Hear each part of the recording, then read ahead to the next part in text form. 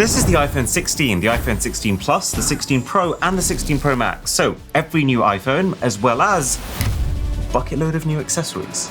And this is where we find out if these things are actually good or not. So let's unbox the iPhone 16 and 16 Plus first. And notice, Apple did say this is now an even smaller package compared to last year's phones. I have to be honest, I can barely tell the difference. It's about 6% smaller in reality. But it does look like they have rearranged the entire inside to accommodate this shrink. So now you get the phone, there's a USB-C cable combined with a SIM ejector, and it looks like no Apple stickers this time around.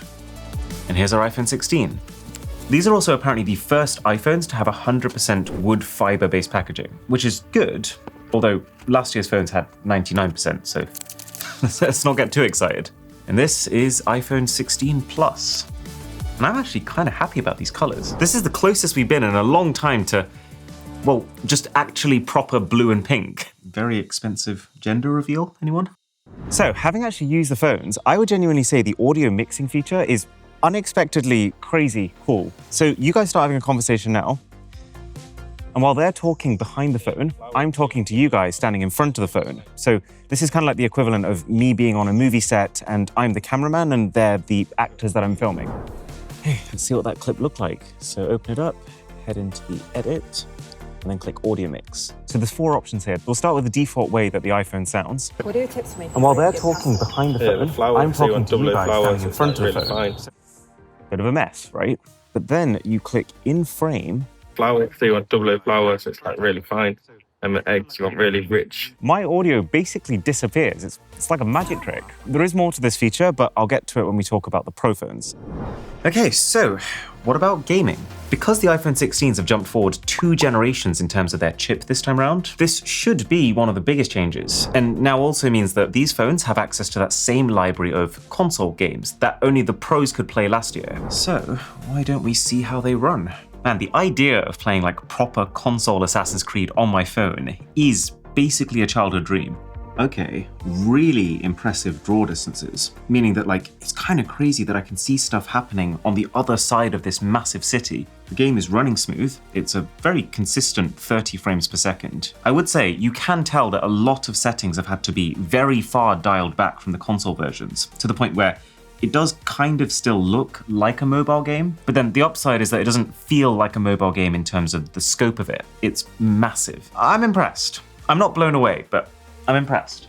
Now, 2 of the most obvious changes on the iPhone 16 are both camera related. One is the new layout of the cameras, which unlocks this new option in the camera app called spatial video. And I have played around with it. It's lower quality than normal video. It only shoots in 1080p. But if you do somehow happen to have a Vision Pro lying around, it is surprisingly transportative. It really does take you there.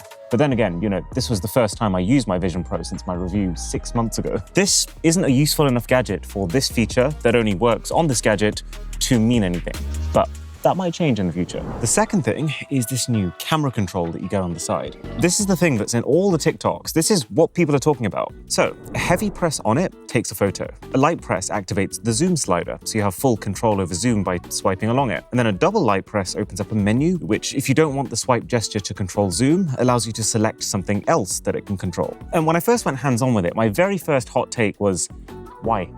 Like, who asked for this?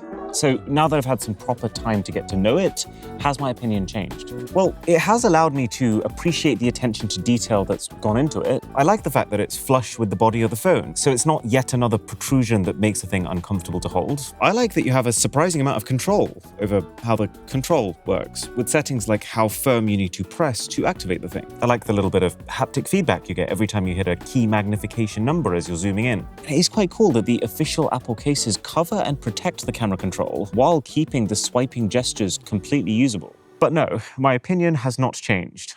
I think this is dumb. You have to lower your grip to reach it. You have to arch your thumb in a way that genuinely causes me hand strain. You gotta hold your phone tighter than usual because you're now supporting it less. And after all that, you're more likely to get last-minute camera shake because you're heavy pressing a button as opposed to lightly tapping your screen. And if that wasn't enough, it also feels like in trying to make this camera control work for both the portrait orientations and the landscape orientations, they've just made it not good with either. Because for portrait, it needs to be higher up, so you're not going like this. And for landscape, it needs to be lower, like here, so you can actually reach it without using some weird, unconventional hand claw. Separately though, I will say I appreciate how you can now pause a video recording, so you can have multiple separate clips in one video as opposed to having multiple videos, and also how you don't need to stop whatever music is playing on your phone when you start recording. These are both overdue but good improvements for creators in iOS 18. But what about the photo quality? Because while the main camera hasn't changed on this 16, you know that new A18 chip that the phone has? It does contain a brand new image signal processor, which every year is becoming a bigger factor for your photos. So I thought this would be a fun thing to do. This is the iPhone 16, this is last year's iPhone 15, and then this is an iPhone 12, which I imagine is closer to what most of you might be upgrading from. Okay, I'm gonna jump in the shot and finger guns. Why did I say that?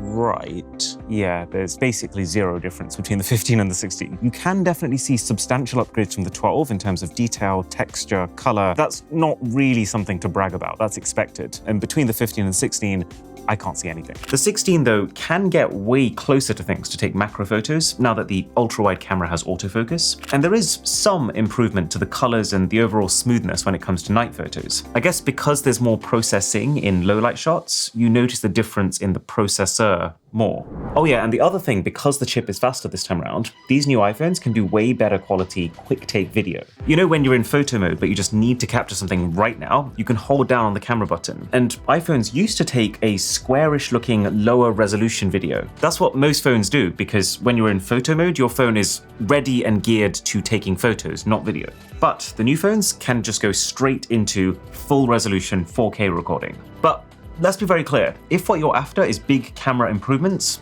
this ain't it. That's coming on the 16 Pros, which I'm getting to. The only other camera feature that Apple did spend a fair bit of time talking about is photographic styles, and how this year they're splitting these styles into mood, which are more the striking filter-like settings, and then undertones, which are more about how you want to look in your photos. Traditionally, iPhones have always tended to make skin tones a little warmer than they are in reality, but the idea of these undertones is to give that control back to you to decide. That said, I've tested all of them, and all it did was make me come to the conclusion that I prefer the standard one that iPhones have been using by default since the beginning. Okay, only other thing that I wanted to mention before we go to the Pro iPhones is, at the launch event, Apple said that the glass on the front of these phones is 50% stronger than last gen. And that meant basically nothing to anyone because they didn't explain it. But I think I've managed to find out how now. So the problem with glass on its own is that the atoms within glass have a pretty weak structure. Their arrangement is disordered, which means that if you apply pressure to glass, the atoms can't smoothly glide over each other, so the material doesn't flex, it shatters. And so a few years ago, Apple realized that by infusing that glass with tiny clear pieces of ceramic, which has a much more organized 3D matrix of atoms, they could create more structure within the display, and therefore more ability to withstand pressure. And so the new thing this time around is they've improved the organization of ceramic within the glass, which increases the compressive stress capacity of the display. Or in other words, this might not be significantly less likely to crack, but if it does crack, that crack is a lot less likely to spread out across the entire screen. So there you go. I had to make sure I got to the bottom of that one. And that's basically it for all the new stuff that the iPhone 16s do, except for the action button, which the Pro phones had last year, a better battery, and Apple Intelligence, but I'm getting to that. Okay, time for the top-end phones. iPhone 16 Pro and 16 Pro Max. They used to do this cool thing where the base phones had white packaging and the Pros came with black, but I guess that's officially buried now. Maybe the colored dyes were adding to the pollution. So this is the 16 Pro, which we have in the same natural titanium color as last year's phones came in. And then for the Pro Max, this is desert titanium, which is the only new color this year. I feel like Apple is really spacing out the innovation here. And honestly, to me, this feels disappointingly stale for the one flagship new color. But then while we're here, this is what the new cases look like. So it seems like fine woven cases are officially dead. That's probably for the best, but it's quite funny how much of a disaster that was. So we're back to silicon now. And this is, I mean, it's good quality, but it is expensive for a case. There's the new clear case, which I would personally never go for because they just get sticky and fingerprinty. And these are the new AirPods 4 with noise cancellation, which come with a set of papers for some reason, and then it's just the earphones in their case. And I have tested these, by the way, so quick mini review, good product. They don't feel too big in your ears, so you completely forget they're there. They're super light, but then at the same time, they give like zero indication that they could fall out when you shake your head around. The noise cancellation is the best I have ever heard for earphones with no ear tips, and there's practically zero leakage either, even for people sitting right next to you. The sound quality isn't as good as the AirPod Pros, and I'd say that even though the noise cancellation does make them sound quite a bit better than the previous standard AirPods, you wouldn't have to look hard to find better sounding earphones for $180. But they sound a lot better than the previous gen standard AirPods, mostly thanks to the noise isolation. So I'm still going to stick to the Pros, but I'm glad to see that there is now a decent Apple-made option for people who don't like the feeling of pressure that you can get from ear tips. Okay, and then finally for this unboxing, this is the upgraded MagSafe charger. It is cool how every single product down to the accessories has the same peeling experience, and that it always seems to work. And then the kind of chunky 30-watt power brick that lets you get the best speed out of that MagSafe charger. More on these in a bit. So first thing I want to look at with these phones is audio. You know how we looked at the audio mixing feature on the base iPhones? Well, while the feature does completely work both on the non-Pro and the Pros, it's even better on the Pros, thanks to 4 supposedly studio-grade microphones. And so I thought these phones would be a really cool way to show you this other type of audio mix called Studio that makes the microphones sound like they're really close to your mouth. Check this out. So this is me talking to you using normal phone audio, and it sounds phone-like. You hear a little bit of everything. This is what it sounds like when we switch over to Studio. And as someone who spends a lot of time messing around with microphones, trying to get the best out of every scene, I find this absolutely mind-blowing. It is crazy that this is recorded on a phone and nothing else. That said, you can have the coolest, most unique, innovative feature in the world, but will I actually use this audio mix stuff? Probably not that often. It's nice to have the reassurance that at any time I want, I can, because every iPhone 16 is recording spatial 360 audio by default anyway, so it's not like you're having to do or think about anything extra. But yeah, I am struggling to see the average user trawling through their entire library of videos, tweaking whose audio they want to prioritize in each clip. But different story entirely if you're buying the iPhone as your main filmmaking tool. For most of our videos, I still prefer the way that a Sony camera looks and the way that a Rode microphone sounds. But if you were looking at the iPhone 16 Pro to be your primary content creation device, then the audio on them just got very quickly very good. But camera quality should actually be the biggest upgrade this year. So this is an iPhone 15 Pro Max, this is an iPhone 16 Pro Max, and that is a particularly challenging lighting environment. We are shooting against the sun. All right, hit me. And that looks basically the same, although 16 Pro Max is actually slightly better at keeping the blue sky looking blue even through the trees. But the main benefit of the new phone over the old phone is not actually meant to be picture quality. It's meant to be the fact that the new phone has a faster sensor that can capture more information quickly. So, can you take photos faster? Little known feature of the iPhones, by the way, if you tap and hold the shutter button and drag it to the left-hand side, you rapid fire. And nope, they have shot the exact same number of photos. I will say though, if you just mash that shutter button, then the new iPhone is definitely taking more shots and it's freezing up less. But no one does that. What actually would be useful to see though is if you just wanted to take one high-resolution 48 megapixel photo, can the new phone take it faster? So I'm going to stand in front of these phones. I'm going to throw this ball in the air and we're going to capture at exactly the same time. So in theory, whichever phone's photo has the ball lower in the air has captured the photo faster. 3, 2, 1. Oh my God. You took these at the same time? Yeah, it's actually so quick you don't even see the shutter. That's actually a much bigger difference than I was expecting. It looks like I've used AI to remove the ball on the first photo, but it's actually just disappeared out of the frame. Man, I swear, this is like the coolest thing I own. But the main tangible benefit to this faster sensor, according to Apple at least, is meant to be video. Where the iPhone 15 Pros can shoot a max of 4K video at 60 frames per second, the new phone can do 4K 120. But let's actually investigate that. So this is a water balloon. I'm actually pretty scared this is going to be explosive. Oh God. Also, separate note, even though the screen on the new phone is meant to be just as bright as that of the old phone, we can't get it to the same level of brightness. It seems to be consistently slightly dimmer. But hey, at least as far as the video quality is concerned, it looks like there is basically zero compromise even though we've doubled the frame rate from last year. I have seen 4K 120 on other phones before, but it has never looked this good. And the nice thing about this frame rate is you can slow that footage down 4 times and still get a smooth result. The previous 60 frames per second footage kind of falls apart here. Right, so what about how much storage space it takes up? So the clip is 1 minute 25 on both phones, and the storage size is not quite double, but very nearly double. So 1 minute 25 is nearly a gigabyte. That means that the entire storage of the iPhone 16 Pro base model, so 128 gigs, will be taken up with less than 3 hours of footage on the camera. That is not good. Also, another thing that I thought was interesting was, let's say I take a video at 120 frames per second. I slow that down to 25% speed on my phone, but then I want to share that video with someone else.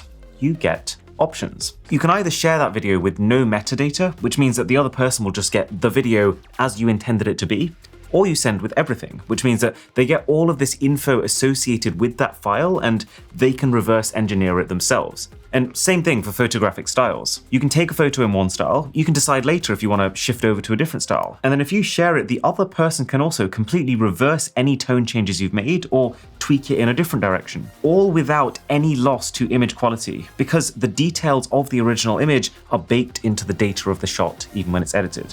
However, it's actually the ultra-wide cameras that I'm most curious about. The new phone has a 48 megapixel ultra-wide camera, which will still actually shoot 12 megapixel photos like the last phone by default. So what you need to do is to tap HEIF Max here. And once you've done that once, you never need to do it again. It means that from now on, your phone will always shoot the highest resolution photo that it possibly can, depending on what zoom magnification you're using.